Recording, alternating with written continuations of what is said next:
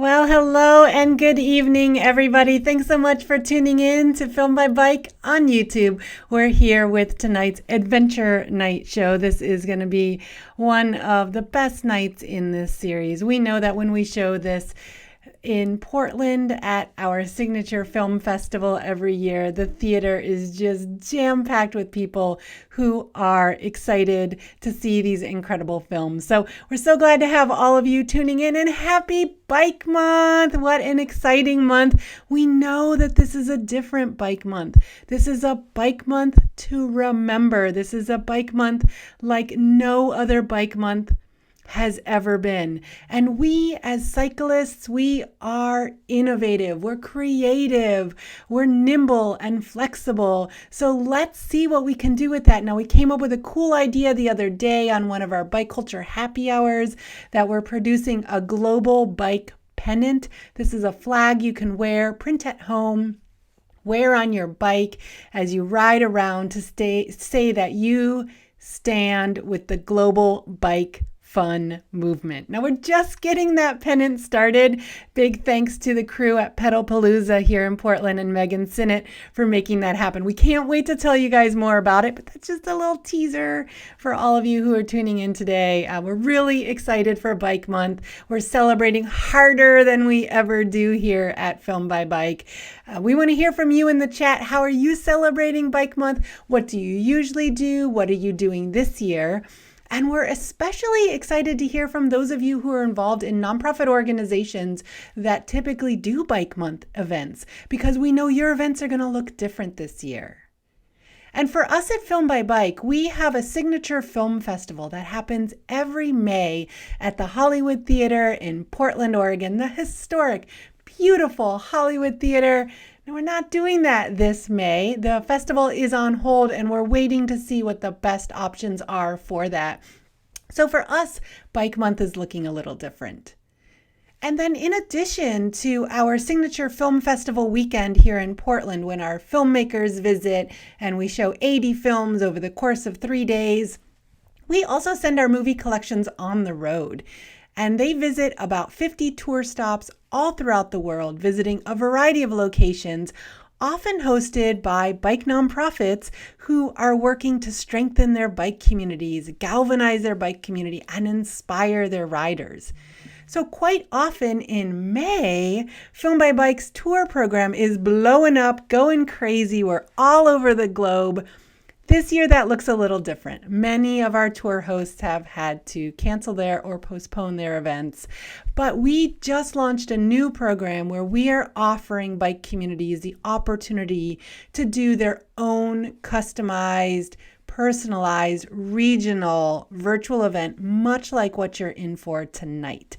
So if you've been enjoying these virtual events that we've been doing with our Bike Movie Night series, and you work with a nonprofit organization in your community or any sort of bike advocacy group, we would love to help make that happen. We also work really closely with NICA race teams. We worked with libraries, governmental organizations, and everything in between. One of my favorite new hosts is up in Kelowna, Canada, and it's just a guy who loves Film by Bike. Shout out to Ashley for making Film by Bike Kelowna happen. They're looking at some creative ideas for this year as well. So we would love to bring Film by Bike to where you live and ride.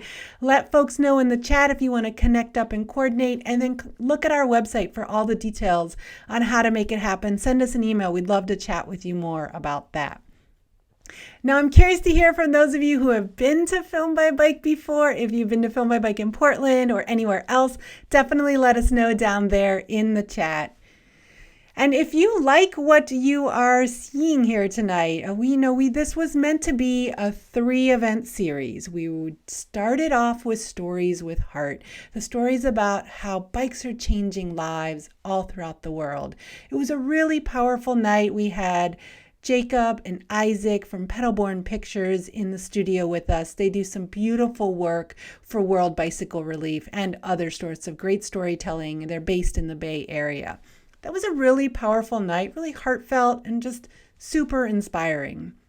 We then moved on quite a change from the first night, to week 2, which was the funny stuff. We had a ton of people tuning in for that event.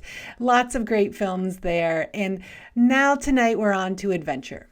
Technically, that concludes our 3-night series for Bike Movie Nights.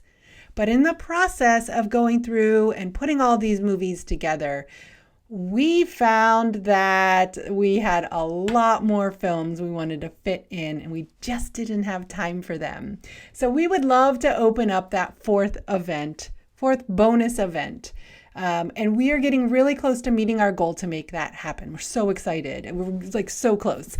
So during this event tonight, I want to see you guys screenshotting, posting on Instagram, putting up on your stories, showcasing to folks what you are doing tonight, that you are part of this global bike movement, watching these incredible films from our incredible community of filmmakers from all over the world.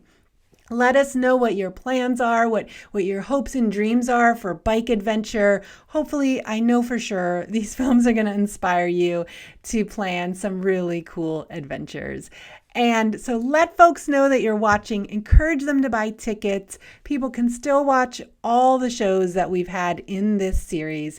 And at the end of tonight's program, I will update you guys on how we're doing on our ticket sales and if we've reached our goal. And if we've just come really close to it, we're going to unlock access to that fourth event for free. Free bike movies for all. We're really excited to try and make that happen. There's some incredible films in that collection. So folks, I love that folks are tuning in on the chat, chiming in, letting us know. Great to see you there, Richard, tuning in from Boise, curious to do something with the Idaho Botanical Garden. I think that sounds amazing. We're really curious to hear from all of you, where you're from, what's on your mind, what you're thinking about. Now, we're really excited for tonight's program because those of you who have been to Film by Bike in Portland know this is a huge night for us when we have the adventure night. This is always 8 o'clock, Saturday, Historic Hollywood Theater near the end of May. And we just pack the house with people who may never go on half the journeys or all of the journeys that are in these films, but it is a great source of inspiration. In fact, we heard from some of our stalwart fans last year that they come to Film by Bike as a trio. The group comes together, they watch the films, and then they sit down afterwards and they plan out their summer bike adventure.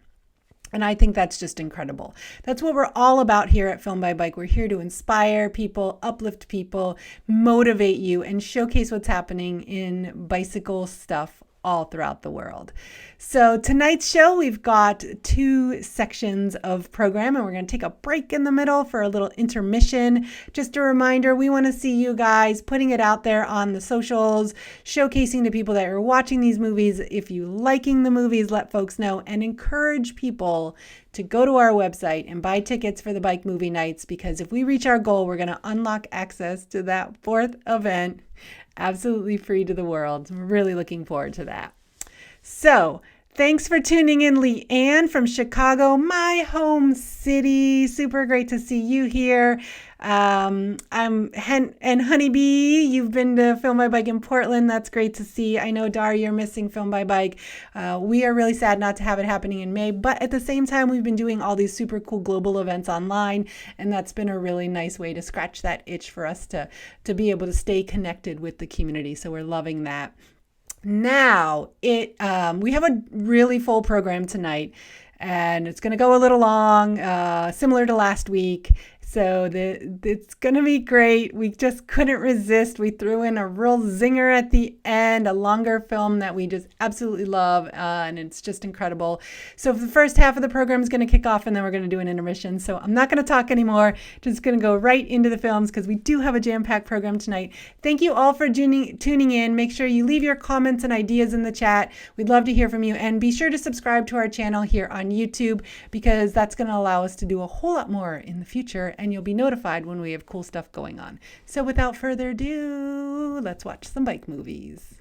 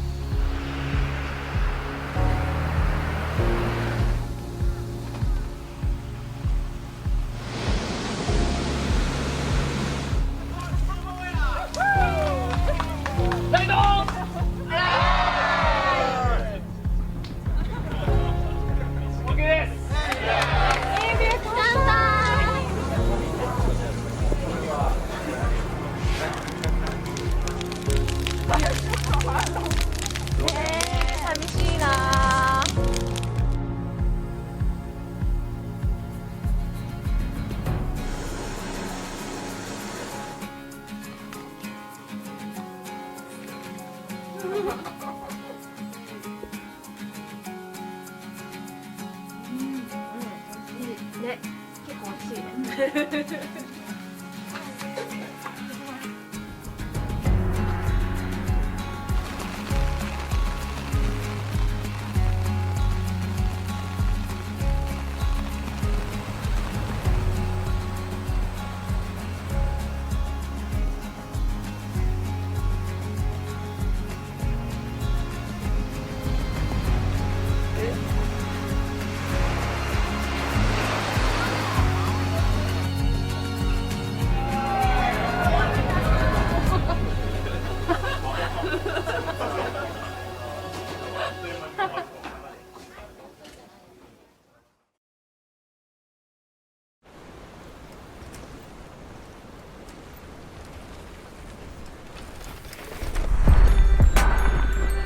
When it comes to riding, I've never been a timekeeper. I've always been more of an artist and being able to express myself on my bike. You know, you always have to start out doing something that may not be perfect for you and then push your own boundaries towards where you want to go once you have your name built. Don't give me that bull. Driving in the parking lot in the shades with counterfeit leather, looking like a shot. Yeah, for me, the community here is really my home. There's so many people here that are really good friends. You know, it's pretty cool to live in the same town as your family. You get to have awesome experiences together, and to keep those relationships strong has always been really important to me.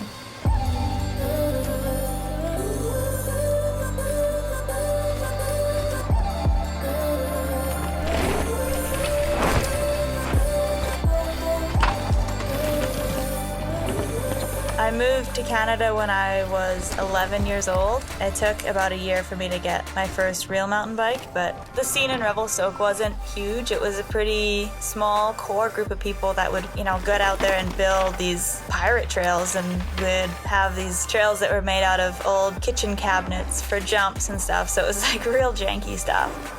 So eventually, one by one, trails got legalized and organizations were built to facilitate these trails and make sure that they were safe and, yeah, make it a really cool destination for riding.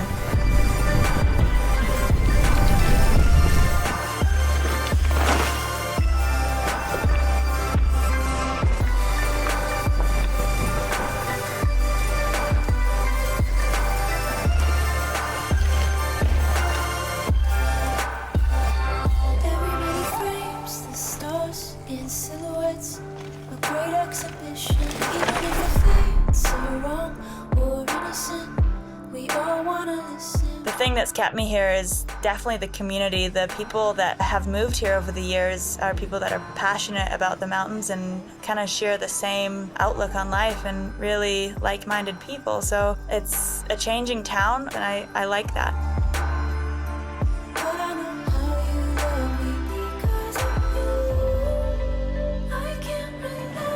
One thing I really love about living here is the seasons. There's such a drastic change between summer and winter. I can't be if I can't be still. Moving too fast, I'm moving too fast. For me, the break's really important. I love the winter, and if I'm spending all winter in the snow, I'm super excited in the spring to get on my bike. And if riding my bike is my job, it's one of the things that keeps me loving the sport. But I know how you love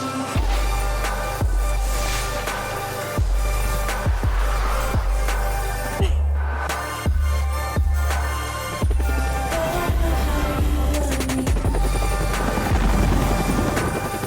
Yeah, I guess as a kid you have like limitless dreams and you can kind of think of whatever you want to do, you can do. But as you get older, and especially after graduating high school, you got to think of how you can, make ends meet and stuff. So during those times, dreams can either slip away from you if you let them, or you can pour your heart into it and really make it work.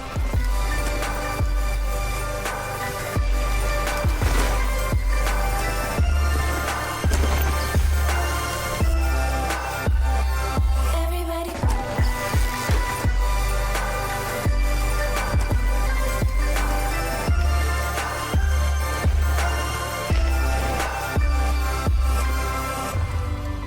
Mountain biking is still a super young sport. There's so many different avenues. I've tried a few, and I feel like pushing my boundaries and trying new things is what keeps me excited about the sport. The unknown is what really keeps me driven.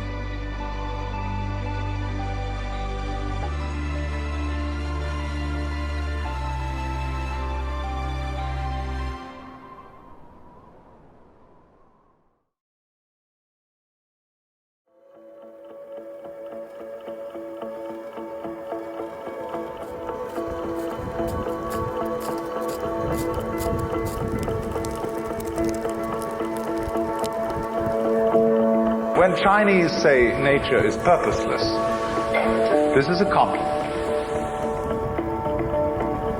As watching wild geese fly and be hidden in the clouds, as wandering on and on in a great forest with no thought of return. Haven't you done this? Haven't you gone on a walk? Carry a stick with you and you occasionally hit at old stumps?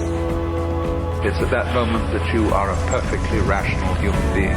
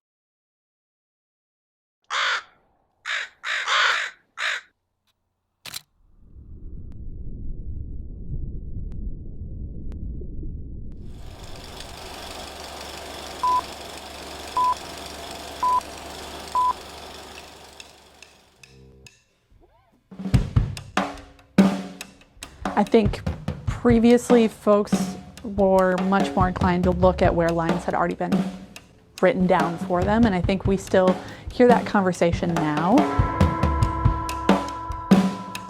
Lines and routes are being discovered, and to be thinking up our own and doing these is really satisfying. A huge appeal on going on adventures like this is that I get to have intimate experiences with nature. Actually, like the best way to say it is that to me what has always been important is that every day I want to be living.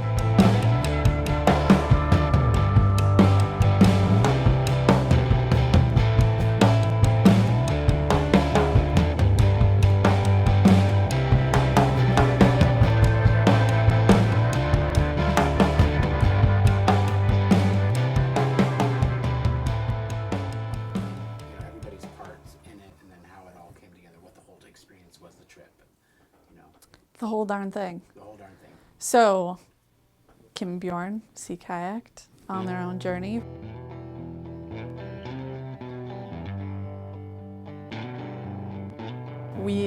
Ben and I flew into Anchorage, took the train down to Seward, met up with everybody, kind of repacked our gear, got bikes and pack rafts all situated, made sure everything was in order to go, and then we took to the woods. So took Resurrection Trail up to Cooper Landing, got on Kenai from there. I'm gonna get things so backwards. But then traveled the whole Kenai River.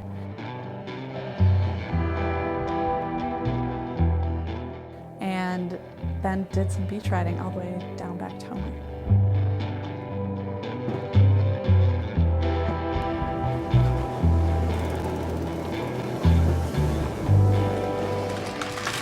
Should we bring this many? How many should we bring? Emergencies?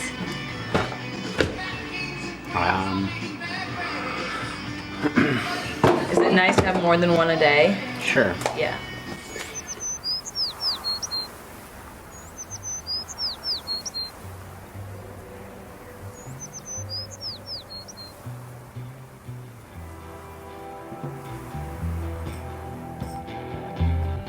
We paddled into a pod of humpbacks. They were moving around in the water pretty fast, chasing after these little fish, these sand lances. And so I was filming, and then I heard Kim scream, and I looked behind, and one was right underneath her, and as it was passing, it kind of flipped her with its pectoral fin.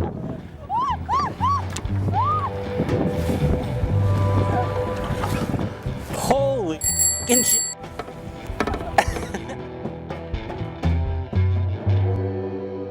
We sea kayaked from Homer to Seward through the Kenai Fjords, which is a really rugged, remote coastline exposed to the Gulf of Alaska.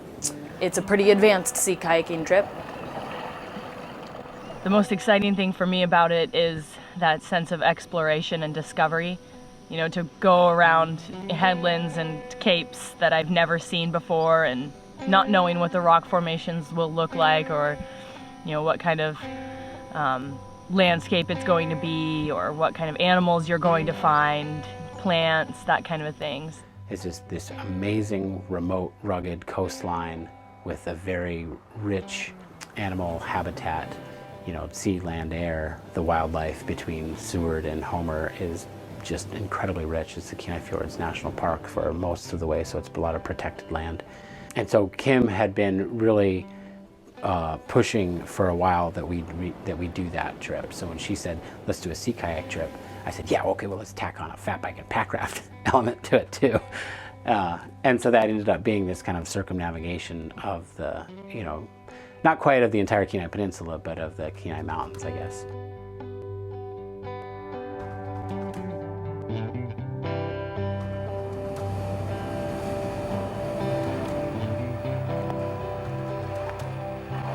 We've seen a whole handful of marine mammals that we would expect to see: sea lions, seals, sea otters, humpback whale, and even orcas a couple of times. And then land animals, we've seen mountain goats, black bear, river otters, and even a wolf, which was really cool.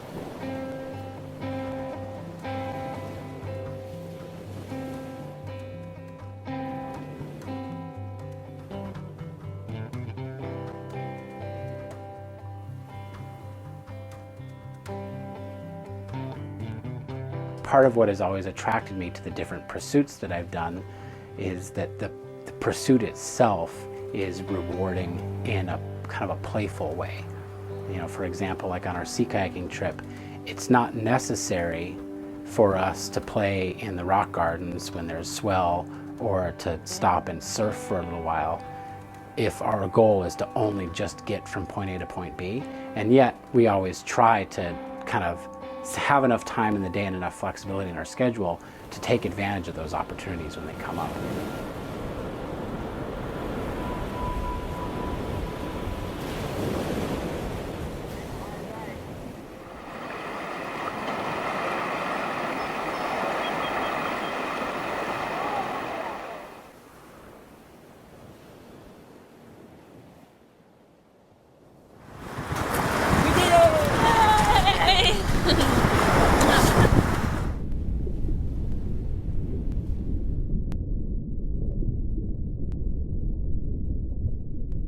our friend Daniel came from Homer to Seward with his fat bike and Packraft, and we had left our fat bikes and Packrafts in Seward.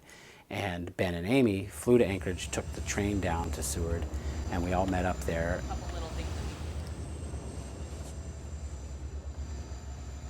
Dang, that's a sexy looking bike. Is it easy for us to jump out and get to the store later?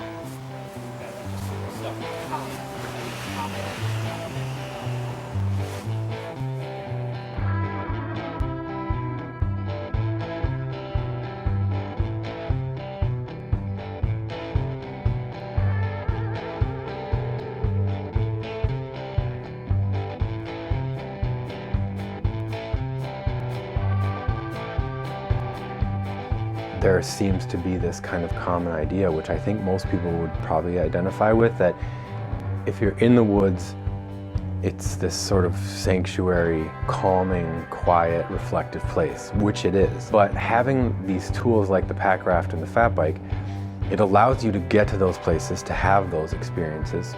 But unlike walking, where you're just carrying your stuff and you could sing and like skip and like you can come up with some stuff, but if you're on the fat bike, you can like bring this level of, it's just kind of like being a kid, which I think is a huge part of exploring, you know, and like all this adult seriousness isn't necessarily the only piece of being spiritual or connected to the land. Like being playful is also a big part of it. Kind of a neat thing about being on these trips is that you're filling a niche, sort of, within the natural environment. Traveling by human power through these natural corridors, you really get to feel intimate with the landscape. So we have these parameters that we can exist within the wilderness. It really feels neat to feel like you're sort of tapping into this natural rhythm, and that it feels like there's a place for us out there.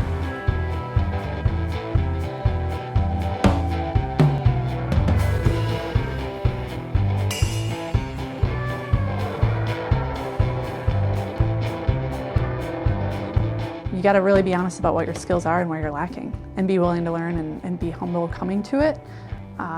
But there's totally a level of anxiety learning a new skill, and I think that's an important thing to not let conquer you. To know this is a new skill, and all new skills are uncomfortable, and they're going to be making you feel a little tense. But if you push through them, then you have this whole new series of equipment that you can turn and say, hey, I can navigate this river. I can connect these points in a different way because I've taken the time to learn this. Come in right to this eddy line and then lean into it. Yep, and then paddle yourself into the eddy, yep. I feel like all of these sports, I guess you'd call them, these pursuits, you can really take them at a variety of different levels. Like if you're a beginner, there's something there for you. If you are an intermediate, there's something there. And if you're really advanced, you can push it to that next level and, you know, go extreme if you want to. So I think that these are all like great pursuits for anybody who wants to have an experience with adventure and with their natural environment.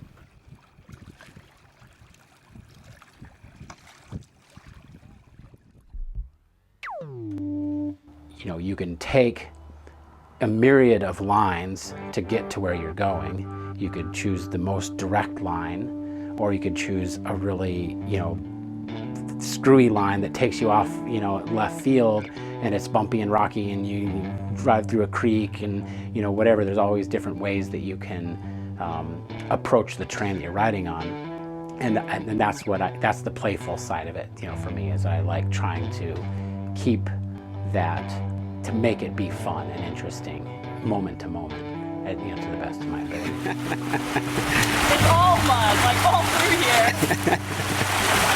Like those aren't rocks, it's just mud pits. Drop in right there. No, I'm not. You can do it. You can do it. Mud.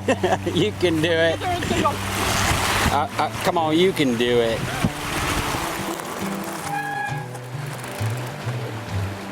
Yeah, Amy. Fat bike for me, you can't help but just get on and kind of laugh or grin a little bit. And with this trip, I definitely felt that every time we were on. a beach and it transitioned into a more rocky landscape, because you're finding rocks that look like ramps naturally, and so you can't help but just go off of it and challenge yourself, and you kind of feel all your camping gear shake as you hit that descent. But then you're also picking your own line.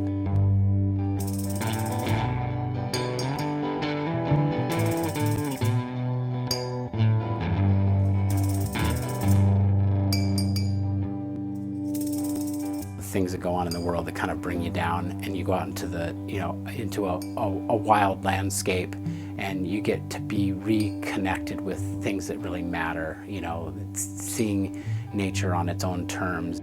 What we've lost is our confidence and our sense of how adaptable we really are, because everything that happens in the world is basically fed to us or given to us, or someone is doing it for us. We don't know where it comes from. There's all these miniature divorces everywhere. But I think that inherently people are not divorced from this sense of allowance, because we've had to live picking our berries and starting our fires and hunting our food way longer than we have been turning a knob and buying it in the store. So I like to believe, and I do believe, that that is more a part of who we are. So the key then, I think, is encouraging people to get out there, because what I've seen is that when they do, they're immediately, it may take a day or two, right, for the people who are really not confident or feel intimidated by it, but it's there. And then when people experience that, it's such a sense of accomplishment.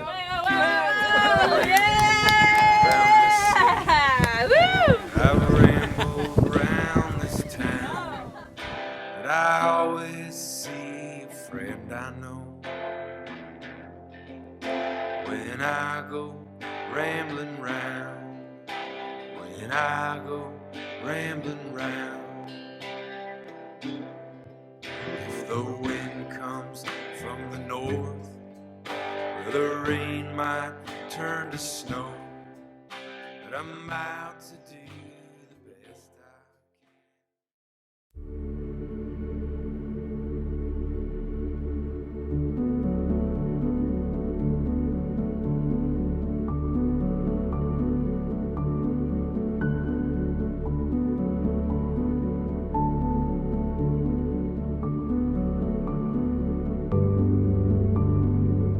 My world is ice and sea, and sky and mountain.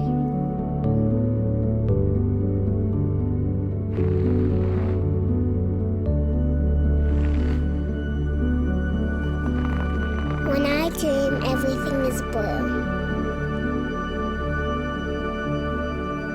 I dream I can ride over the ice and down the mountains.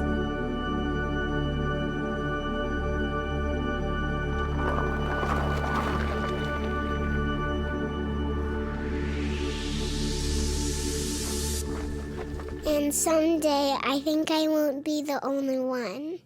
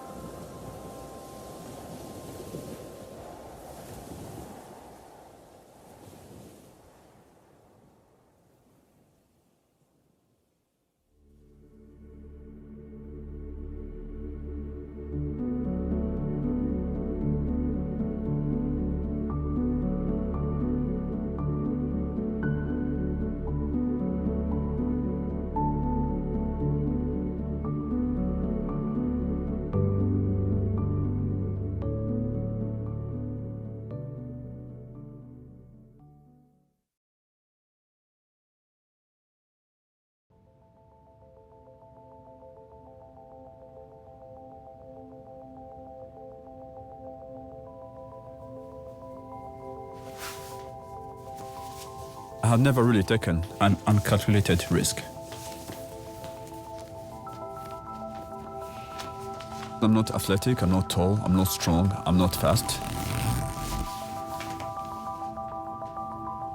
In some way, I succeeded the day I left my apartment in Montreal, walked out and locked the door behind me.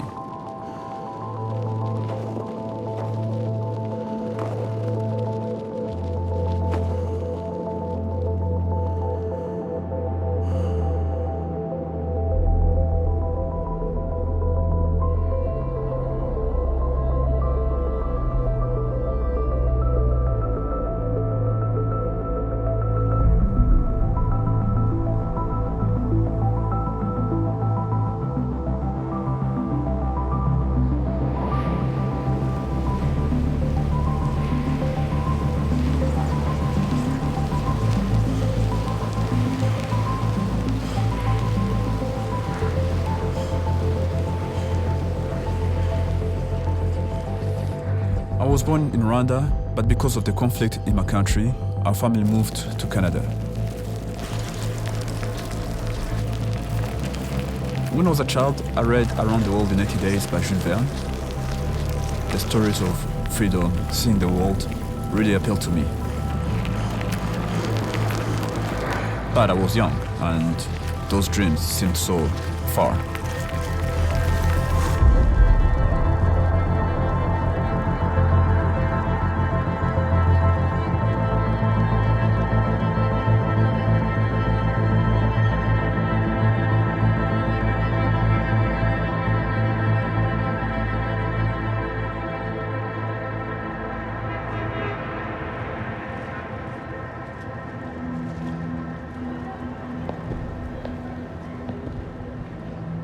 When you grow up in an immigrant family where your parents have given everything, the expectations are pretty high.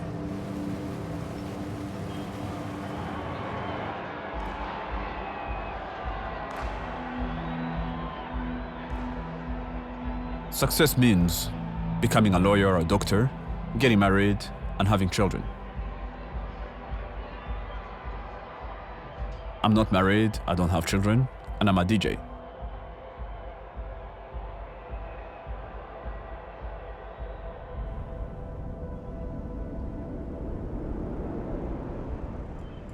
One day, without a particular reason, I bought a fixed-gear bike.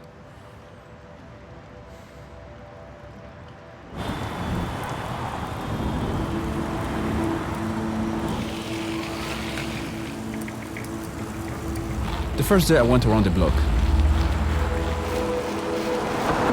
The second day I went farther. Eventually, I started riding so far that I had to catch the bus back home.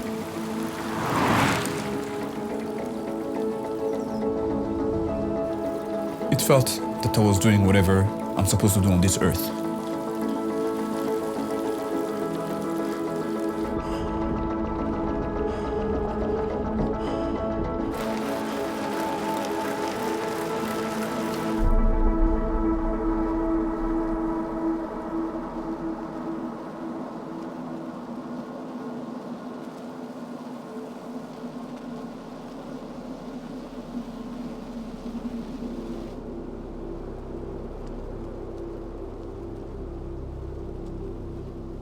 My trip was an escape, of course.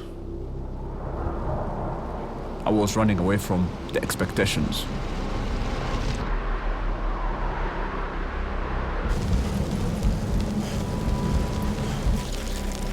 I always wanted things in life to be perfect, but the reality is that no one is perfect.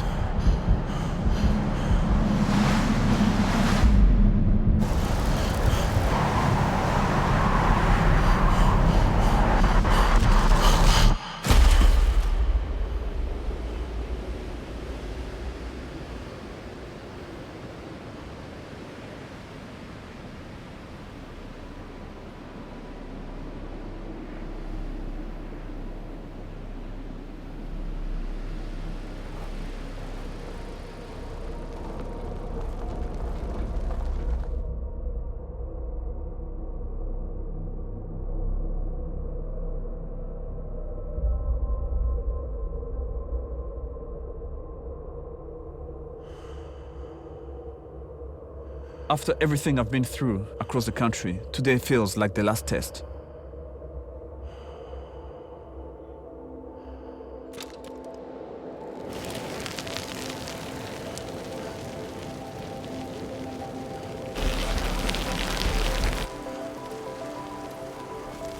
I could have never done this alone, period. Yeah, nice to meet you. So happy. Yeah. The journey was an escape from the expectations from our community. But in the darkest moments, it was really that community that kept me going.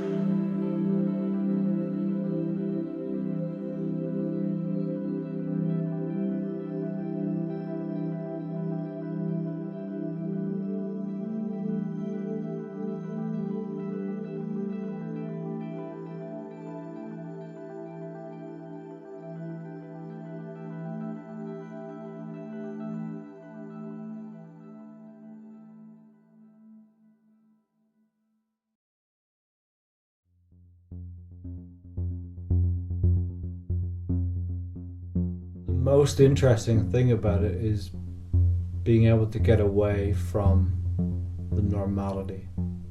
So everything you do day to day isn't really a thing anymore. You're just concentrating on really the basics: riding your bike, eating food, finding some water, and eventually finding somewhere to sleep. And that's the basic of it. That's why, because it's simple. You just do it day after day after day, and you repeat it, and it becomes a place where you exist. You don't have to think about doing anything else. You don't even have to think. You just get up, eat some food, ride your bike, find some food, eat the food, ride your bike, repeat. Just nothing to worry about. It's good. It's not even a state of living. It's that you don't have to think about anything, I suppose. So you just get on with doing the most mundane thing you can do, which is pedal your bike. So you no longer really after a few days, you get to the point where you don't think about anything except where you're going next. So everything becomes smaller and shorter, and that's what's good. Because the main motivation is, it's the process of it. It's actually getting somewhere. So it's much more simple if it's a point to point. You pay for a train ticket back from the other end. So you've got a financial little incentive in your head. If you don't get to the end, you've got to pay to get out of that. So, but if it's a loop, it's about going out and exploring the whole of the loop. It's seeing all the different places, finding somewhere new. That's the motivation. It's seeing what you see every day. Depending where you go, you'll see different terrain. You know, you can go to parts of Scotland which will be so different to parts of Wales, so different to the continent, so different to other places. And yeah, you do always, well, I do, I come back from every trip just feeling slightly differently. I come back thinking, oh, okay, I feel really, really happy with that. Or I come back going, oh, it was terrible. I didn't enjoy that at all. And that then maybe leads into the next thing you do. It changes it. Maybe you approach it differently. You say, well, I didn't enjoy so much all the flop it, so I'll go do something stupidly else. I definitely adhere to the three ideas of enjoyment. The type 1 enjoyment, where it's fun at the time, you enjoy doing it. The type 2, where it sucks so bad at the time, but eventually it goes away and it's okay. And then type 3, where it sucks, you're probably going to die, and you don't ever want to go back and do that again. Type 2 is the best. Type 3 you don't want. Type 1 gets boring.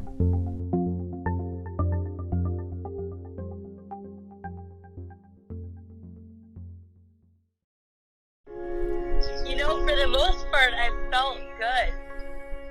I only had a low yesterday. I wonder if those guys are going to get it today. I think it's just the combination of really hard day before and then just a ton of climbing.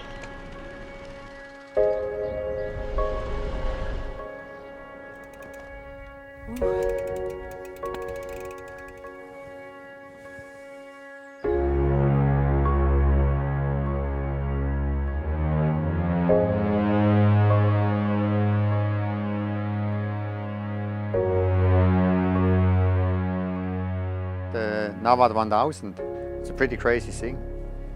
It's a bikepacking adventure, a bikepacking event that crosses the whole country, Switzerland. That in this particular event here, the 1000 kilometer is not the problem. You can do it, just takes a couple of days, for some guys a couple of days more, but the big challenge is the climbing. It's a bit over 30,000 vertical meters of climbing, and if you're not fit, it's a pain. So it's that simple.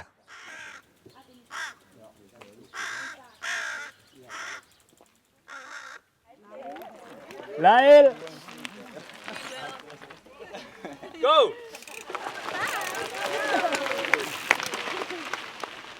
The current record is 5 days and 5 hours. So I think there are at least, I don't know, 4 or 5 of us trying to beat that record. You know, there's a lot of steep riding both directions up and down on this course, and that's really tough. After a while, it's just, you can hardly get up it. You're not moving any faster than walking pace, which is kind of sad. Dragon Layla coming. Hey, do you know how many competitors it's in front? Yeah, really? Uh-huh. You don't know he's in front? What's that? They didn't know he's in front? He didn't know. They don't know. The breakdown of climbing, I think, to beat the record is 20,000 feet per day. For 5 days. I mean, that's almost going up Denali on a bike every single day for 5 days. You know? Yeah, I feel pretty good. I don't feel tired. It looks good. Still pretty early in the race though. But feels good to be over 400K in, you know. Once I get to Finsterwald, that's the halfway point.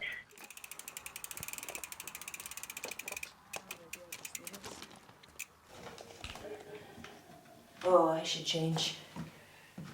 Okay.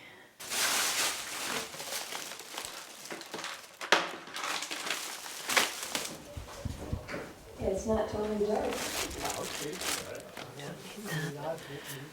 Yeah, you got it.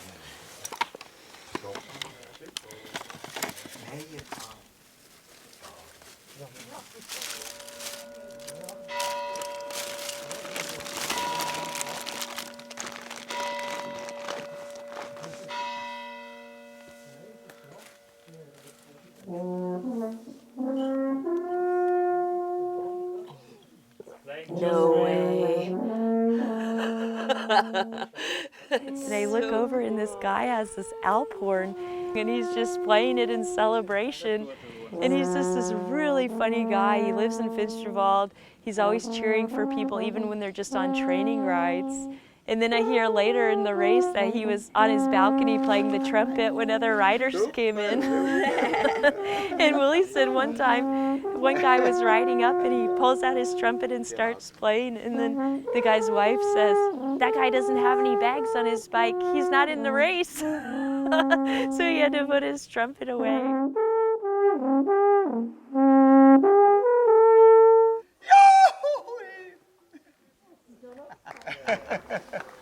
Unglaublich.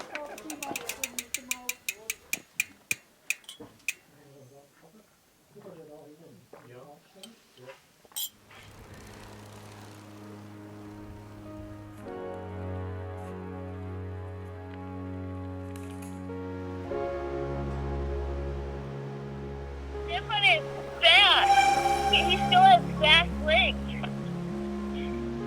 I saw him just go off like a rocket.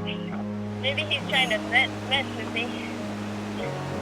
Just sprinting off.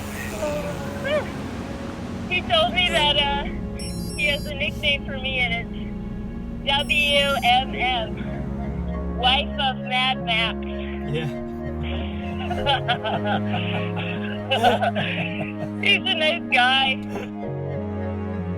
Really special feeling where you're like, you have the road to yourself, but there's no danger in it. You feel like it's warm out, you're comfortable, there's no traffic, you have good lighting. That night I could see the moon, I could see the reflection off the lake, and it was just like, wow, I'm out here and I'm actually feeling good. This is really cool. I'm not tired, I don't want to go to bed, and I'm covering distance. And at that point too, I knew that Stefan was sleeping somewhere, and I was like, I'm kind of getting away from him and he's sleeping. But you know, the thing is, sleep is always good too, because you know you're getting something really good for yourself. But to be like breaking away from someone while they're sleeping, it feels like almost like kind of a trick. Like they're sleeping and you're just moving.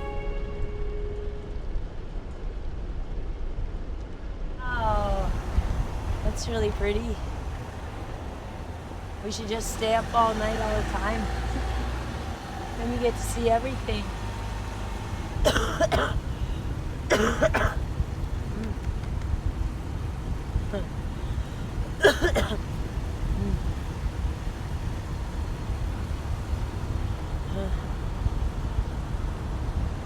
7.5 hours and 3 nights.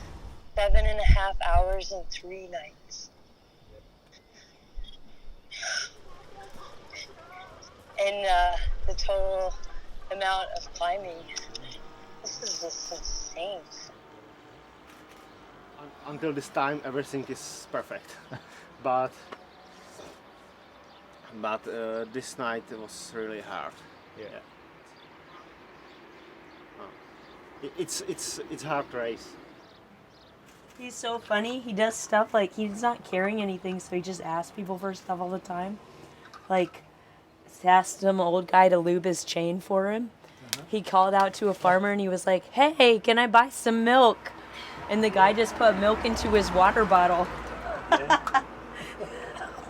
God, so funny. He's a character. What am I at? 790?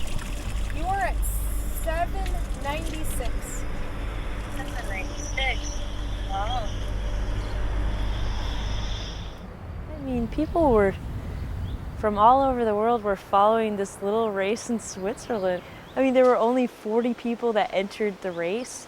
There were really only 2 of us that were up front, and people were just going crazy about it because they wanted to see what we were gonna do. I mean, I wasn't sleeping, I was riding hard, Stefan was doing the same.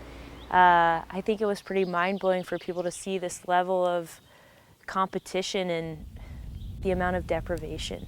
You know, it's like you're out there riding, you're not stopping, you're only eating whatever you find on the road, you're not stopping to eat, you're hardly sleeping, you're not showering, you're wearing the same clothes, and really anything could happen out there. And I think people were fascinated by kind of what we were attacking, which was pretty fun. I mean, God, that I hit this at this time of day, this weather, you know? Talk about lucky.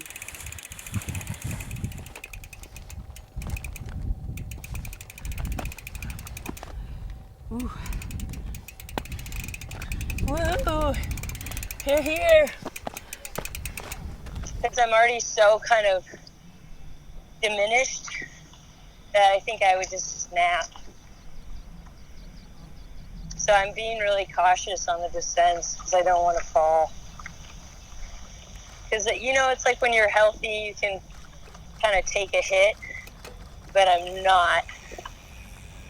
So I think I'm just being really cautious about not falling. And then all these like kind of out of shape dudes are kicking my ass up the hill. I'm like, oh my God, this is embarrassing.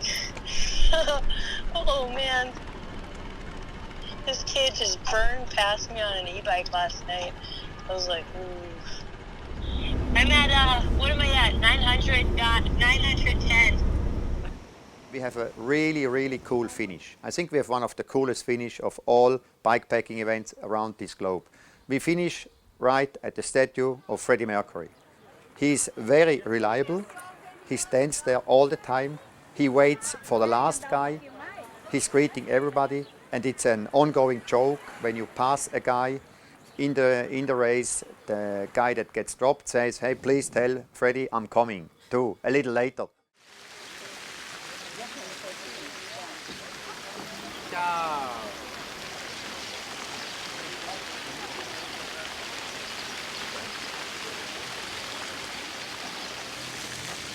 Sorry, I was late. No problem. I testing some farm shop on an app. And I bought the cheese. Yeah. That's cool. Then the record can be better. Yeah. But I have busy. Sorry. Yeah, no problem. Okay. Is there some policeman? No. Okay. No. It's cool.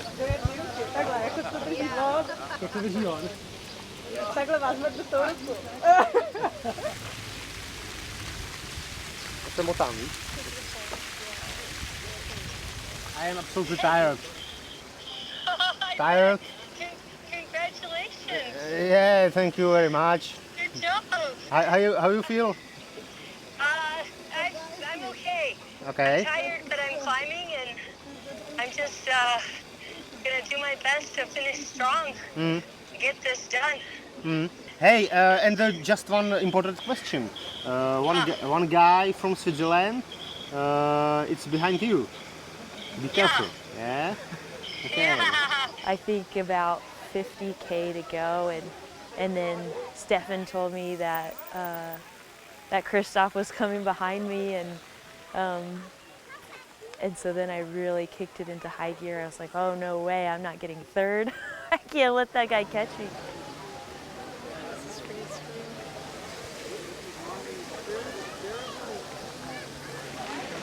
How are you? I am exhausted. I'm so happy to be finished. Woohoo. Oh. It's really hot. I'm gonna jump in the lake. Yeah, I tried really hard. I tried as hard as I could. Yeah. I definitely overdid it. Oh boy.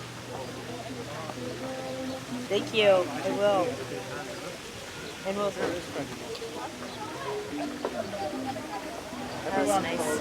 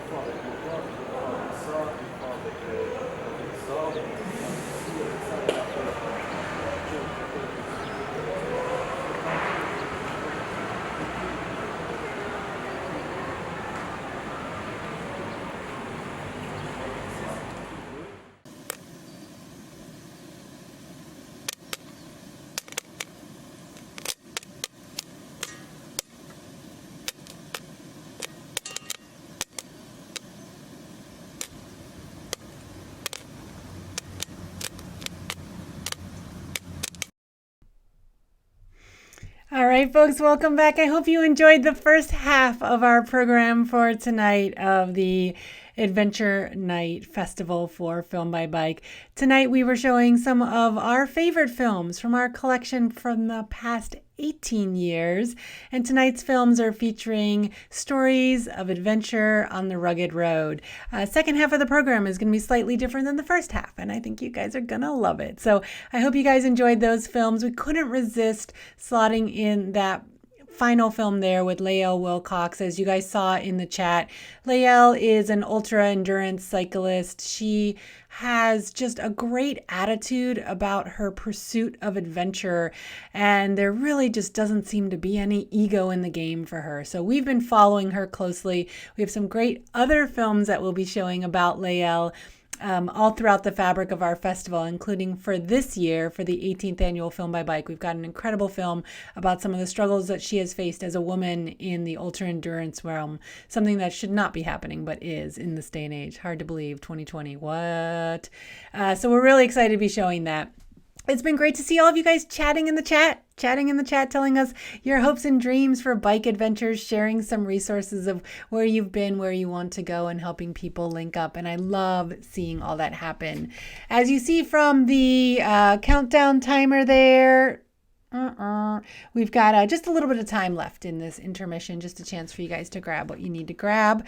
And wow, we're hanging out here. We wanted to remind you guys to tell your friends about this great event. We're coming really close to meeting our goal here. We've had a few ticket sales going. The more you guys can spread the word about Film by Bike's Bike Movie Night series, what we are doing right now here on YouTube, if we can fill all of our goal slots for these events, then we'll be able to open up a fourth event absolutely free to the world for next Saturday, and that'll be the final one in the series, featuring some really incredible films deep in our archives. So we hope you guys spread the word about that. And big ups to all of you who purchased a series pass. We were floored with the number of series passes that we sold, and those are all counting towards us meeting our goal. So thank you all for doing that. That's been incredible. I'm really amazed and impressed with how many of you signed up and wanted to see every film in this series, or every event in this series. That's so great to see. And just a reminder, if any of you missed any of the shows, or if you tuned in late, or for whatever reason want to see them again, you can go back to that same link and still watch the shows. And if things are going well on YouTube, which doesn't always happen on YouTube, you should be able to see the chat window as well and see what people were talking about along the way. So we encourage you guys to do that. Also, please subscribe to our YouTube channel down below, because then you'll be notified when we're doing interesting things here on YouTube. And so those of you who know us as a film festival, that is definitely at our core, but we've long had a goal of shifting to some additional content online as a way to be able to connect with the global bike community. And right now, with quarantine, as we're staying home to stay safe, this has really allowed us to catapult into realms we never before imagined possible. So every week we're interviewing bike culture superstars from all over the world. Last week, we interviewed Laura Moulton from Street Books here in Portland. And some of you may remember from the Global Bike Festival, which kicked off this whole series, we showed a film about a mobile bike library, a bike-based library in San Francisco. And the chat went crazy with people talking about wanting to see something like that happen in their communities. So we thought, why not invite on Laura? She's been at it for about 10 years here in Portland. So we've got a great interview with her. We've got the basketball legend Bill Walton. He loves bikes, so we interviewed him. Jonathan Moz from bikeportland.org. We've talked to folks on the East Coast. We talked to Jason Hall from Ride Detroit. He's so cool. He hosts Film by Bike Detroit. They're working on still making that happen for this year. So subscribe to our YouTube channel to find out about all those events and more. And also join us every Thursday, because we're just hanging out here for happy hour. 6 p.m. Pacific time every Thursday. I know Dar is there in the chat. He's a regular at our Biculture Happy Hour. Also, Richard from Nampa. He is also one of our regulars for Biculture Happy Hour. We just hang out, we chat, we shoot the breeze, we share ideas, and we bring on some really interesting guests. If you ever have ideas for guests we should invite in on Biculture Happy Hour, please let us know. That's every Thursday here on YouTube. We also have some additional guests that we've talked with. Well, I was really excited to talk with Pocampo Bags. That's Maria Boosted, to talk about her journey as a bicycle bag maker. Her bag is both functional and beautiful, and she's been at it for about 10 years as well. So you can go back through and watch all those different interviews that we've had here on the YouTube channel, and we look forward to bringing you additional content along the way. So please do subscribe down below. That'll help us know that you are out there and notify you when we have events coming up and additional features here on our YouTube channel. And the more subscribers we get, that will help unlock access to additional features here on YouTube. So moving into the second half of tonight's program, I gotta go. The countdown timer tells me so. So I hope you guys have all been enjoying the movies. We're gonna move into part 2 of tonight's show. Please enjoy these awesome adventure films and spread the word. Let all your friends know to buy tickets and help us reach our goal and unlock access to that 4th event. Absolutely free next weekend. All right, you guys, here we go. Part 2, Adventure Night.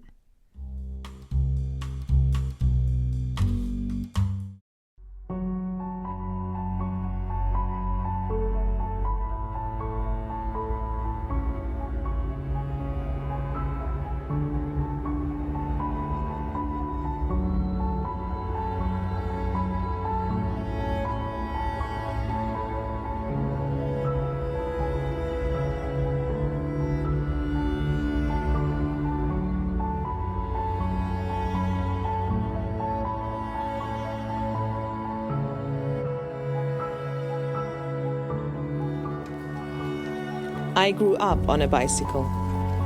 My parents were in a relationship but didn't live together, and my brother and I were raised by our mom. Neither of them wanted a car, so we cycled everywhere.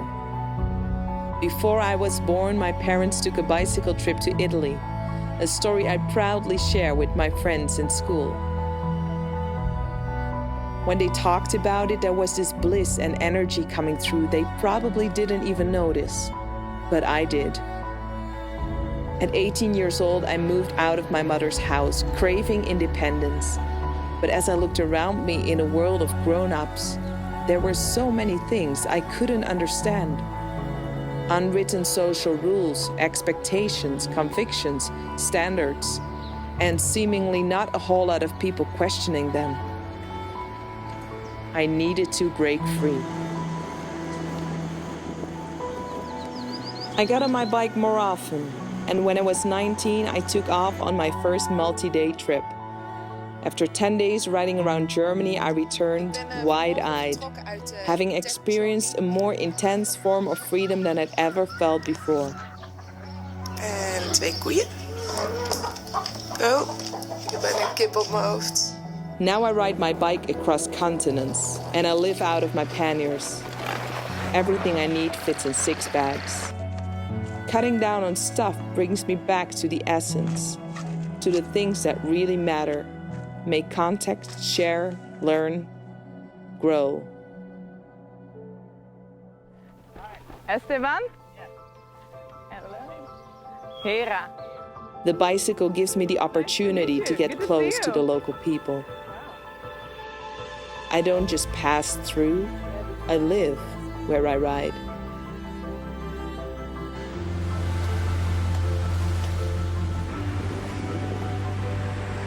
My riding is not about breaking records, being the first, the fastest, or the best. It's about choosing my own path and creating my own trail. My shoes are frozen solid pretty much. Well, I have to say, it's not even that bad. Blue skies. Gotta go back inside. So, is this a way to escape from reality? While riding long, quiet roads and camping out night after night, when there is nothing to distract you, there is no escaping yourself. I've learned that I hardly ever get lonely when I actually am alone, out in nature. Though when I get to a city with a million people within reach, but nobody who knows or sees me, I can easily feel lost and lonely.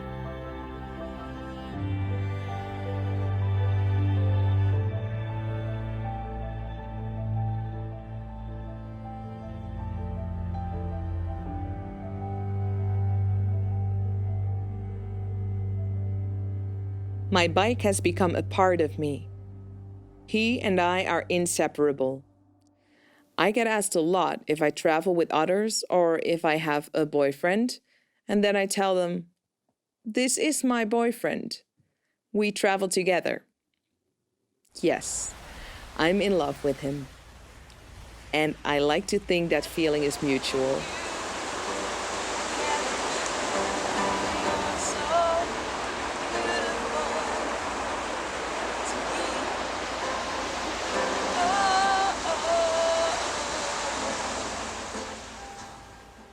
I've always cycled alone, though.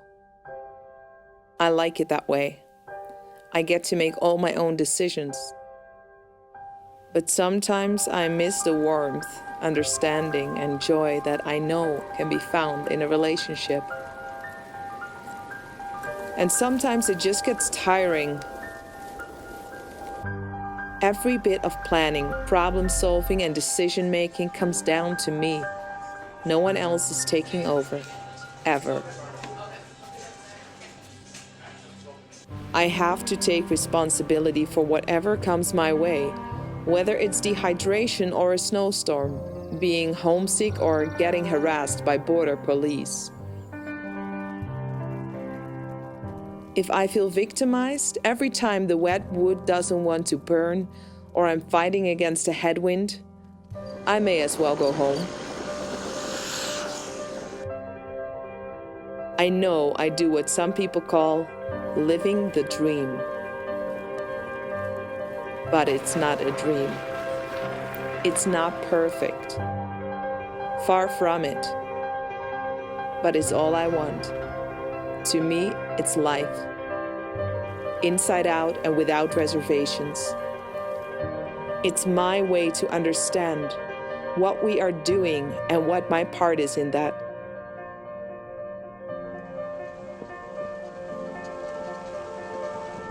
At this moment, I cannot imagine getting off my bike. I wouldn't know what to do that gives me the same fulfillment and sense of purpose. It's almost like I camped in a botanical garden. It's just amazing what grows here. Over the past few years, I've cycled through 43 countries. I've ridden through deserts, mountains, rainforest, jungle, and the Arctic. I'll stick to the bike. I love it. So bye-bye and welcome in Iceland. McDonald's didn't make it to Central Asia yet. Woo! 3,300 kilometer! Super charming. Sometimes it breaks me, but mostly it makes me. It makes me feel alive. It makes me who I am.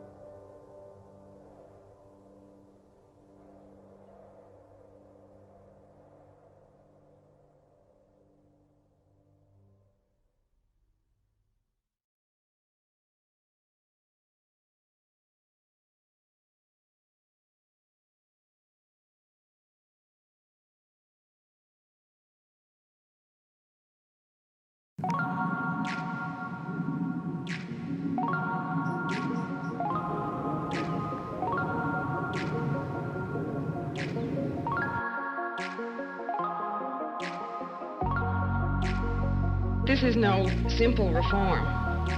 It really is a revolution.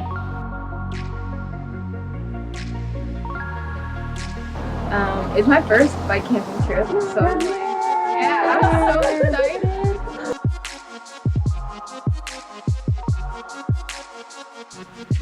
Sex and race, because they are easy, visible differences, have been the primary ways of organizing human beings into superior and inferior groups. A lifetime ago, like 7 years ago, I got out of bike travel when I was in a super emotionally abusive relationship, and I biked across the country and was supposed to be coming back and getting married, but instead I went totally rogue and have basically never stopped biking since then.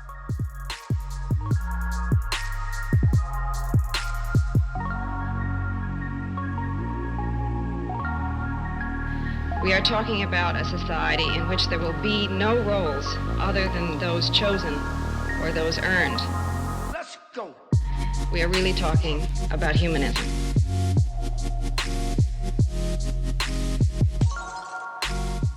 Like what I've been able to do is just like drop into different bike communities and like see what people are doing and building, and that has been really affirming and like, yeah, super inspiring.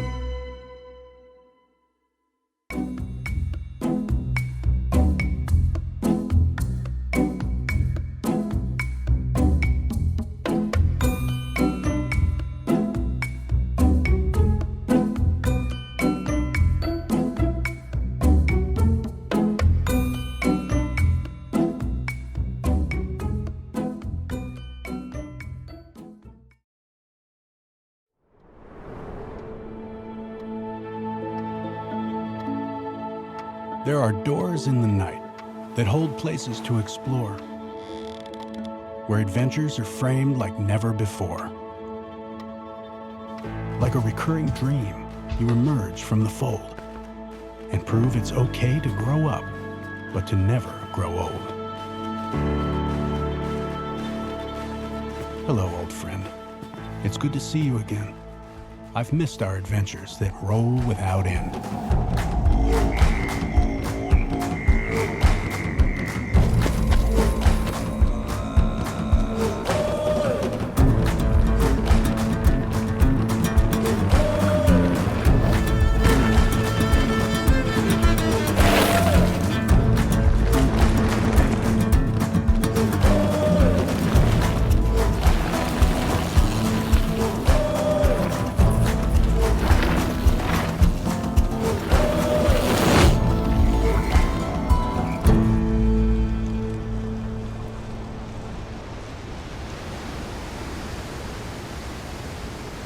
Do you hear that sound? The roaring silence when no one's around? There's stories in the wind that float on the breeze, whispering, there's no better feeling than free.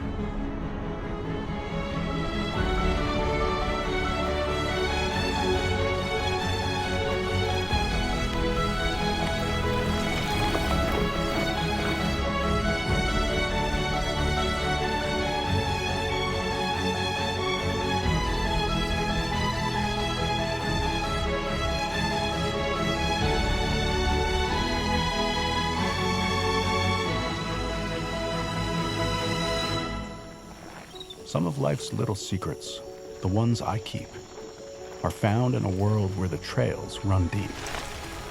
Like buried treasure, they're not often seen, hidden under thick canopies of green.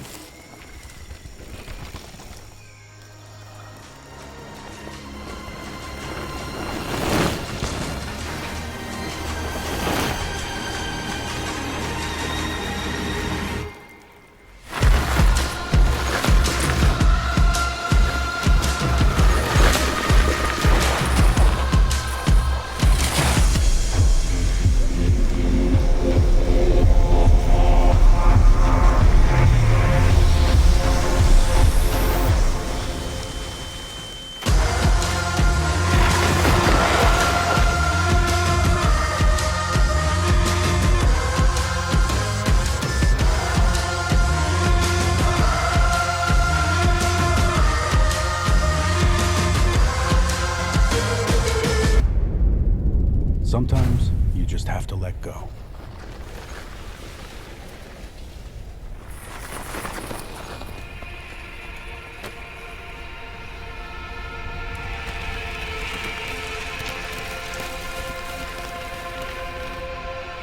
No time, no direction, no this way or that. I see stories and textures and worlds without maps.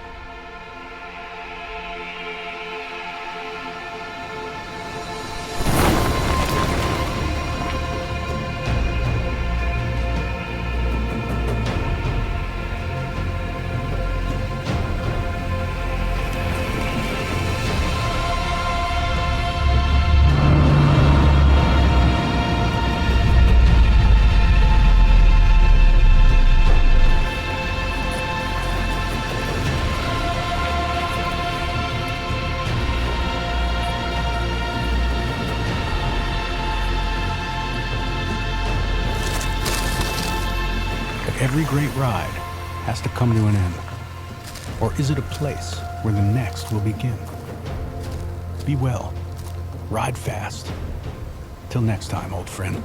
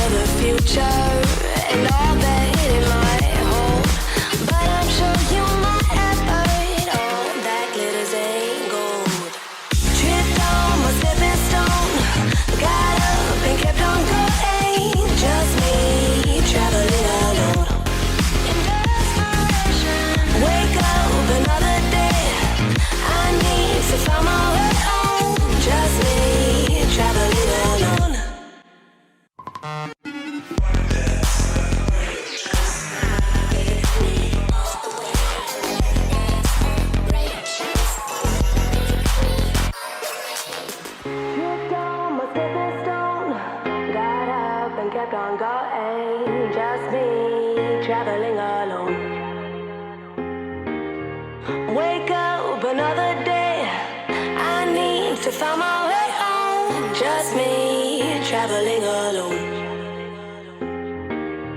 Tripped on my stepping stone. Got up and kept on going. Just me traveling alone. Wake up another day.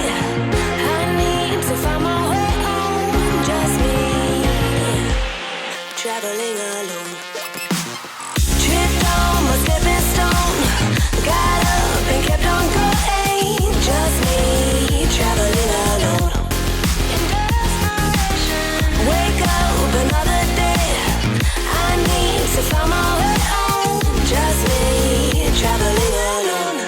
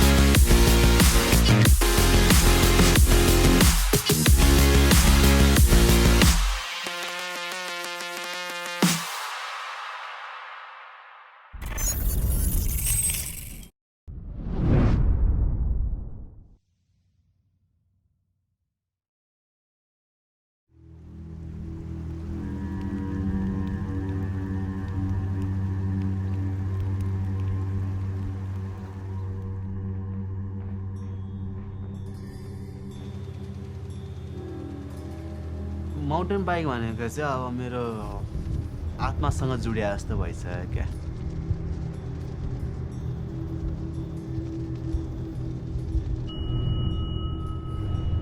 Life भनेको अब mountain biking हो जस्तो लाग्छ। जुन mountain बाइकिङले जति दिएछ नि त्यो चाहिँ अहिलेसम्म अरू कामले दिँदैन थियो जस्तो लाग्छ। अनि त्यही भएर अब यो मेरो साइकल चाहिँ मेरो एकदम मुटुको करिब छ भनौँ न।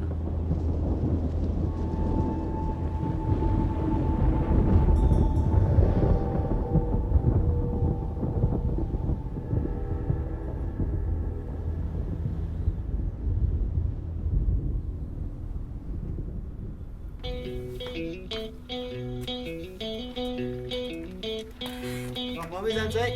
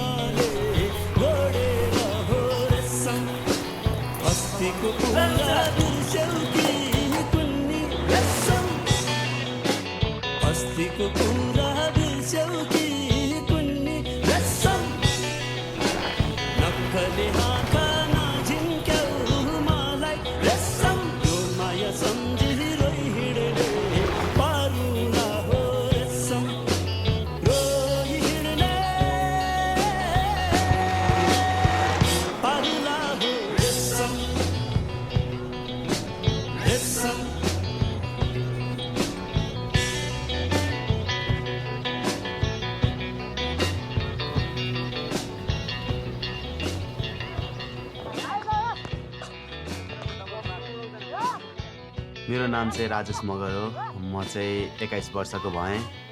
मैले अब साइकल चलाउन सुरु गरेको चाहिँ 10-11 वर्षमा होला। यो चाहिँ म बस्ने घर म चाहिँ ललितपुर नियर काठमाडौँ म चाहिँ मेरो दिदीसँग मेरो मम्मी ड्याडीसँग म बस्छु यो चाहिँ मेरो कोठा दिदी भाइ चाहिँ एउटै कोठामा सुत्छौँ अनि उतापट्टि चाहिँ मेरो ड्याडी मम्मी लगभग कोठाभरि मेरै सामानहरू मात्रै देखिन्छ अनि यो चाहिँ नेपालको पहिलो नेसनल डाउनहिल च्याम्पियनसिप अनि उहाँ चाहिँ सुरज बन्टे भनेर भन्छ बन्टे पाण्डे भन्नुहुन्छ उहाँलाई अनि मेरो चाहिँ लुगाहरू यहाँ छ तर मेरो चाहिँ प्रायः जस्तो सबै साइकलकै लुगाहरू मात्रै छ अब धेरै नै डेडिकेट भएर होला अनि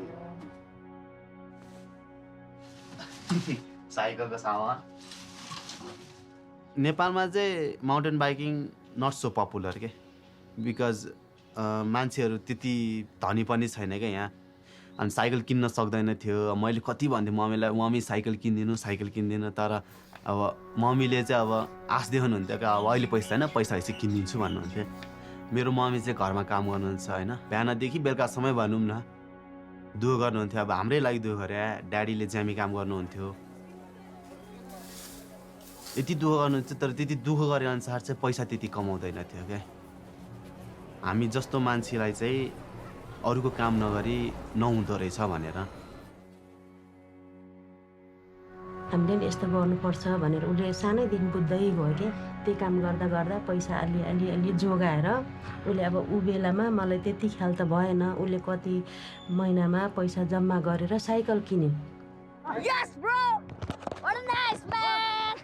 एउटा साथी थियो मेरो क्लासमेट अनि उसँग चाहिँ साइकल थियो अनि त्यो साइकल मैले किनेँ अनि मैले चाहिँ $25मा त्यो साइकल किनेँ अनि मलाई चाहिँ यसप्रति अझै माया बस्यो कि साइक्लिङप्रति चाहिँ अझै आई एम इन लभ विथ माई माउन्टेन बाइक आफैले बनाउने भाँचिन्थ्यो वाइलिङ गर्न लान्थेँ वाइलिङ गरेर बनाउँथेँ अनि त्यो साइकलपट्टि ध्यान गएपछि घरबेटीहरूले के भन्थ्यो भने अब तेरो छोरा पढ्दैन भने उहाँले अलि जार रक्सी खानुहुन्थ्यो नि त त्यहाँदेखि खोज्नु जान्थेँ कता खोजेर ल्याएर अनि त्यहाँ स्कुल पठाउँथेँ अनि त्यहाँबाट त्यो गरेपछि त मलाई नि हो क्यारे जस्तो लागेर साइकल बेच्दियो कावारीलाई 90 रुपियाँमा ऊ बेलामा 90 रुपियाँमा साइकल बेच्दियो नयाँ साइकल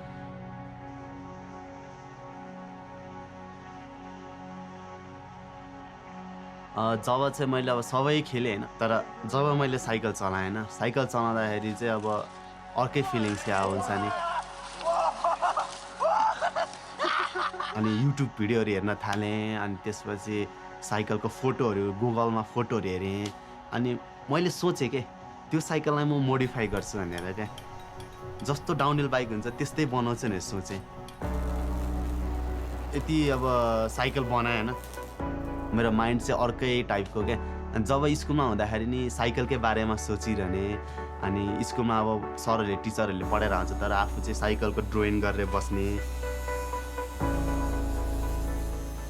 ट्युब चाहिँ अलिकति कस्तो भने जिआई पाइप धाराको पानीको त्यो जिआई पाइप फलामको हालेको थिएँ मैले अनि मैले सस्पेन्सन चाहिँ मैले $2मा किनेको होला पछाडिको सस्पेन्सन मोटरसाइकलको स्कुटीको सस्पेन्सन बेलुका अब हामीले नि स्कुल त पढेको छैन हामीले पनि पढ्नु त जान्दैनौँ गर्नु लाउँथ्यो यसरी पढ्नुपर्छ यस्तो गर्नुपर्छ हामीले नपढेर यति दुःख पाएको छ तिमीहरूले पढ्नुपर्छ भनेर सम्झाउँथ्यौँ जब म स्कुलमा पढ्दाखेरि चाहिँ खासै म त्यस्तो ब्राइट स्टुडेन्ट चाहिँ होइन स्कुलको लागि साइकलको लागि स्कुल नै जाँदिनँ थिएँ कि अनि जब म साइकल चलाउन थालेँ नि मेरो माइन्डै चेन्ज भयो अनि मैले चाहिँ के सोचेँ नि मेरो माइन्ड चाहिँ के हो भने साइक्लिङ नै गर्छु अब त्यहाँदेखि मैले अब डेडिकेसन मेरो सबभन्दा ठुलो साइक्लिङमा गयो अनि मेरो प्यासन मेरो सबै कुरा एउटै भयो क्या मेरो हबी मेरो प्यासन मेरो अब वर्क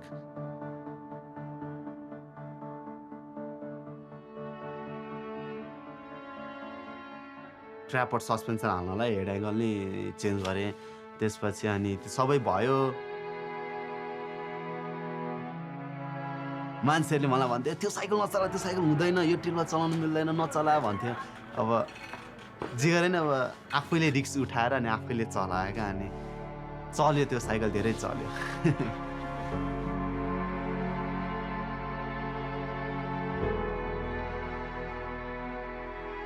त्यो साइकल मैले चलाउँदा चाहिँ साह्रो हाँसउठ्दो साउन्डहरू आउँथ्यो कहिले चेन बजाइ ठ्याङ ठ्याङ ठ्याङ ठ्याङ गर्थ्यो कहिले त्यो अब सस्पेन्सनको बुसिङहरू क्वाक क्वाक क्वाक होइन चलाउँदाखेरि नि अब च्वाक र चुइक चलाउन त सक्दिनँ थिएँ किनभने पहिलोचोटि आएको थिएँ थाहा छैन किन होइन यति आँटिलो थिएँ त्यतिखेर मैले केही नसोची सबै जम्पहरू हानेँ हुन्छ नि सबै टेक्निकल चलाएँ सबै बम्बर चलाएँ अनि मान्छेहरूले त्यो देखेर चाहिँ अनि म प्रति चाहिँ उनीहरूले एकदम एटेन्सन दियो क्या अनि त्यहाँदेखि चाहिँ अनि मान्छेहरूले सपोर्ट गर्न थाल्यो मलाई He just looked like he was going really fast. You know, I didn't really see him. I just saw it from the corner of my eye. And by the time I turned around, he wasn't there. If you saw the bike now, you couldn't imagine what he's able to do with it at that period of time. अनि मैले त्यो road gap हानेर अनि म माथि आउँदै थिएँ अनि बोलायो मलाई अनि मन्दिर दाइले बोलाएपछि अनि बाइक नाम के हो भने अनि मैले मेरो राज हो भने अनि के राम्रो कुदाउँदो रहेछ भने हजुर दाइ यता हाँसिरहेँ अनि त्यसपछि Yeah, I could see his potential from the very beginning. I pretty much offered him a job the second time I met him. अनि उहाँले नै मसँग अगाडि अब आउने लाइक सिजनमा 4 जनाको ट्रिप छ मसँग जोइन गर भन्यो अनि मैले हुन्छ भने अनि लाइक अनि that's when I kind of figured that maybe I could, we could work with him and help him out and get him riding bikes and, hopefully make a living doing that.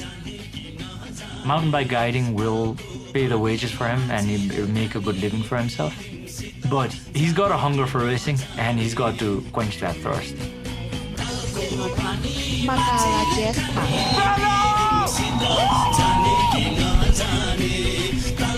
ขอบสนามหลังจากที่เสร็จภารกิจของตัวเองแล้วก็มาเชียร์เพื่อนๆนะคะนี่เนปาลครับโอ้โหแสดงว่าหลอกคู่ต่อสู้ได้เนียนมากเลยนี่ปกติयहाँलाई थाहा छ downhill champion बनेका थिए राजेश मगरคนที่คือไม่สามารถ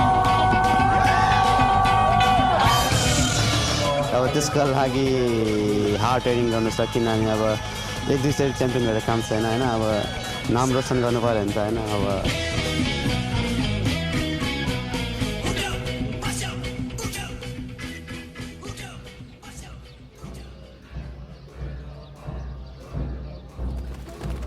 नेपालमा चाहिँ अब यस्तो कुरो अब हुन्छ नि अब यस्तो अब साइक्लिङमा लागेर अब आफूले आफ्नो लिभिङ स्ट्यान्डर्ड चेन्ज गर्ने मान्छेहरू धेरै कमै छ होइन त्यो देख्दा चाहिँ म एकदम मोटिभेट हुन्छु कि म अझै यसमा गर्न चाहन्छु भन्ने अनि जब मैले मन्दिर दाइसँग काम गरेँ अनि 10 दिनको 20,000 त्यो भनेको चाहिँ धेरै पैसा हो कि मेरो लागि मेरो फ्यामिलीको लागि मम्मी र ड्याडीको हामी त त्यतिखेर धेरै सानो होइन मम्मी र ड्याडीको गरेर त्यस्तै महिनाको 7-8 हजार मात्रै हुन्थ्यो त्यतिखेर होइन अनि हामी चाहिँ त्यतिखेर अब के भन्छ अरे सानो कोठा होइन हामी 4 जनाको फ्यामिली जम्मा अब त्यो कोठा सायद 12x12 को होला क्या स्यालेरी आउँथ्यो महिनामा मम्मी ड्याडीको अनि साह्रो दुःख लाग्दो थियो त्यतिखेर हाम्रो लाइफ भनौँ न एकदम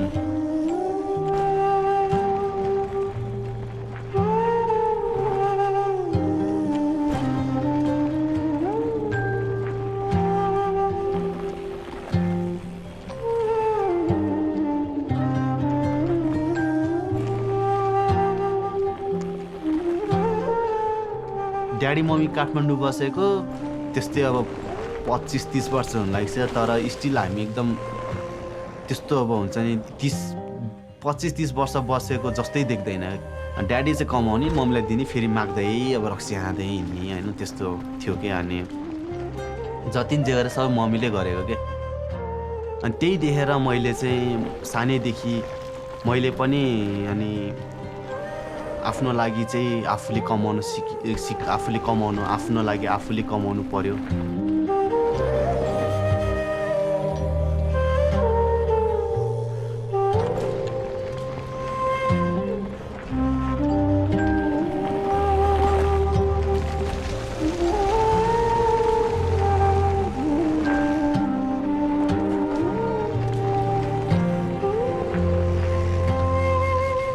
त्यो हेर्दाखेरि चाहिँ मैले कस्तो भने आफूले गर्व गर्छु क्या म प्राउड गर्छु क्या आफूलाई कि मैले आफ्नो फ्यामिलीलाई अलिकति भए नि सपोर्ट गर्छु भनेर क्या अनि त्यही भएर अनि जस हुन्छ नि फ्युचरमा चाहिँ के छ भने आमा बाउलाई यति खुसी राख्ने एकदम प्लान छ क्या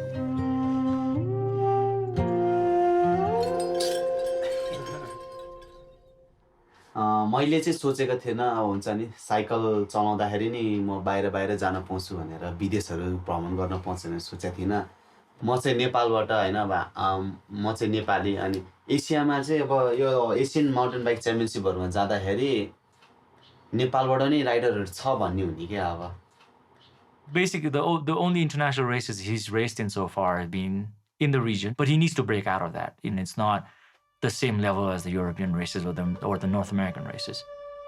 I think we've got a 3-year plan for him.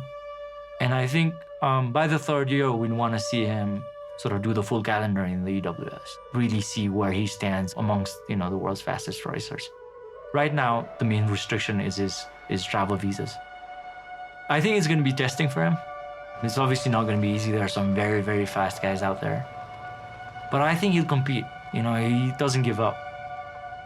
अनि त्यही भएर चाहिँ अब उसले नाम कमाओस् उसको राम्रो होस् उसको भविष्यमा राम्रो गरेर मान्छेलाई पहिला पहिला सानो बेलामा हेप्नेहरूलाई हैन राम्रो गरेर देखाओस् भन्ने चाहन्छु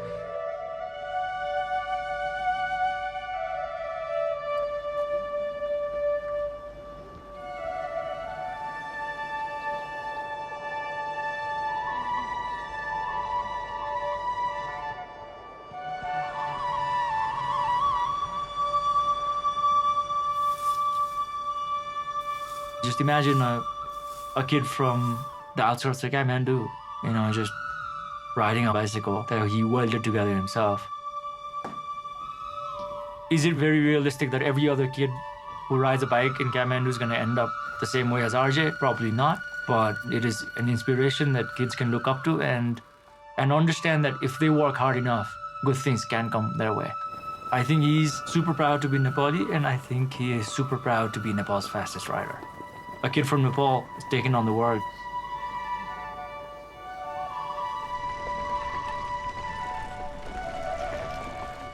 यो सकेको छैन हैन म अब अगाडि बढ्दै छु अगाडि धेरै अगाडि जानु छ भन्ने सोचमा छु अनि त्यसको लागि अब मेहनत गर्नु पर्यो अनि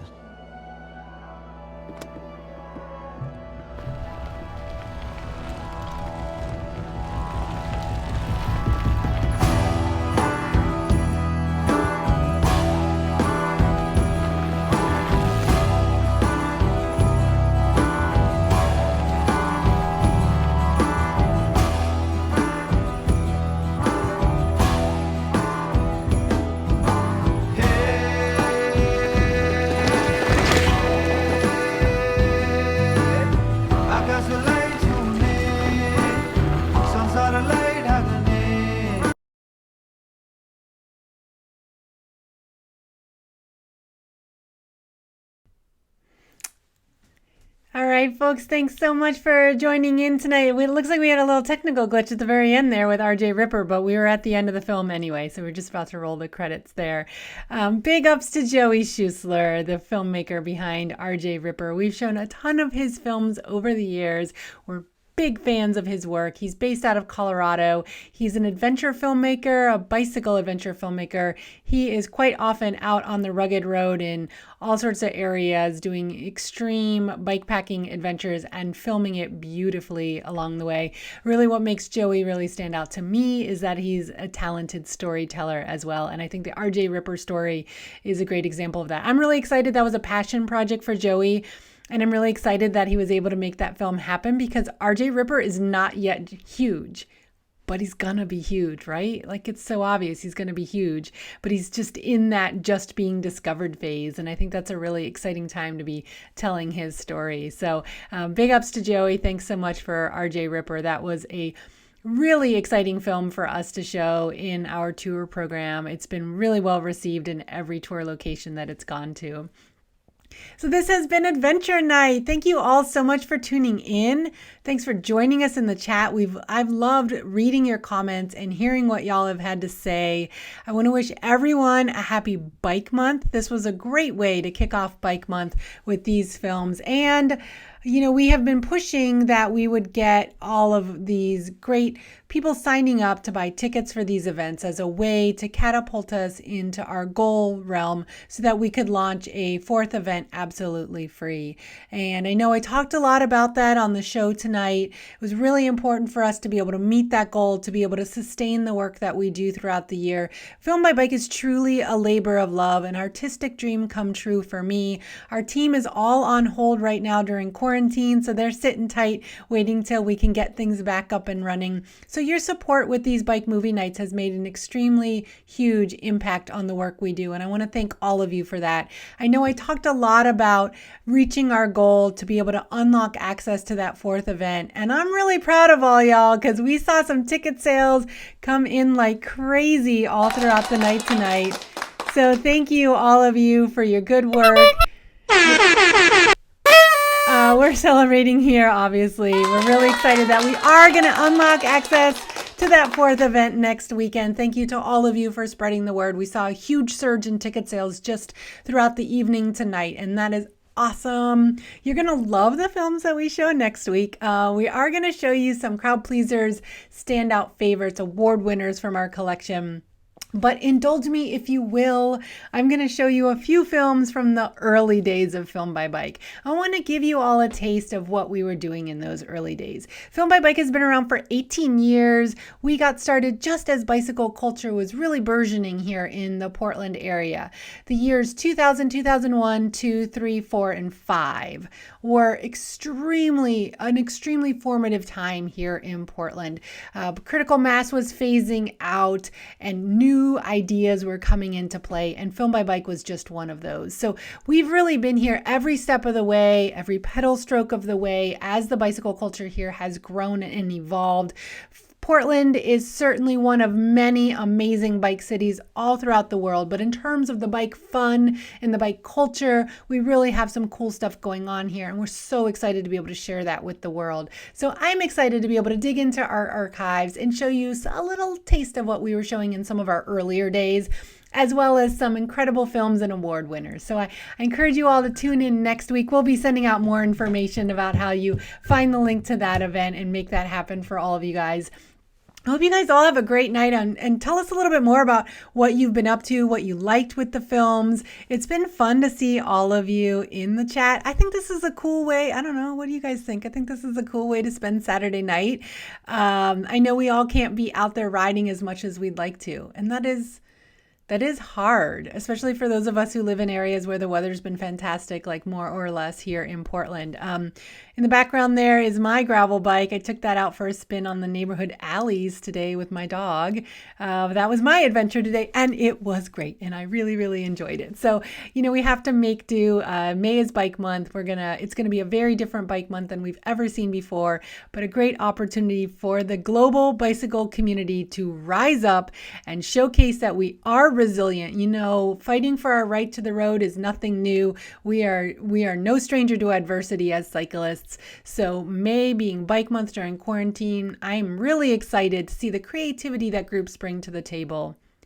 And just a reminder to all of you that Film by Bike has a very robust tour program. So we are in 50 locations all throughout the world, all throughout the year, making movie nights just like this happen, usually in person, often in a beautiful historic theater, such as our incredible show that we have in Boise every January. And so we launched a special program for Bike Month. We are doing customized live stream events for communities where we will show our tour program of films for Bike Month. So if you have any connections to any bike organizations, clubs, groups, co-ops, shops, or anyone else that would be interested, please do spread the word. All the information is there on our website under our news page, the virtual bike film festivals, and we would love to make that happen for cities. This is a really important time for the global bike community to stand up and for communities to galvanize themselves. It's fun having this global group in the chat. But we know from several groups, they're really excited to have their own community in the chat. So we're going to be seeing that coming up in St. George, Utah has a show coming up. There's some folks in Eugene, Oregon that have been talking about it. So we're really excited to see more of those shows start to come together.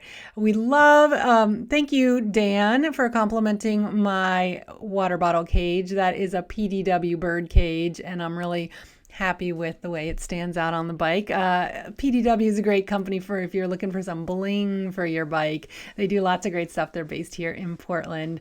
We are so excited to be able to hear from so many of you, to hear how you are getting through this time, and to hear your hopes and dreams and where you plan to go next and how these films have inspired you. I loved hearing about your adventures that you guys have planned, the adventures that maybe got cut short, and the adventures that you're working on for the future. So I hope you all enjoy the rest of your Saturday night. I can't wait to join you all back here next Saturday. And I can't emphasize it enough. If you missed any of the shows and you bought tickets to them, please do go back and watch them. They're great, and you have full access to go back to those. Also, you can buy tickets for yourself for any shows you didn't see, and you can also buy tickets as gifts. We've got a really easy process for that, and we've seen some really cool gifting going on. Really thank you to everyone who's been buying tickets as gifts. I think that's a really cool way for us to support each other during this time. We know cost is a barrier to entry for some folks. That's why we are so excited to be launching our 4th event, absolutely free to the world, free bike movies for all, next Saturday. So we will see you guys all back here on YouTube. And in the meantime, join us next week for Bike Culture Happy Hour on Thursday here at 6 p.m. Pacific time, and all the other great interviews that we have going on here on our YouTube channel. Thanks so much, everyone. Enjoy the rest of your weekend. We'll see you next time.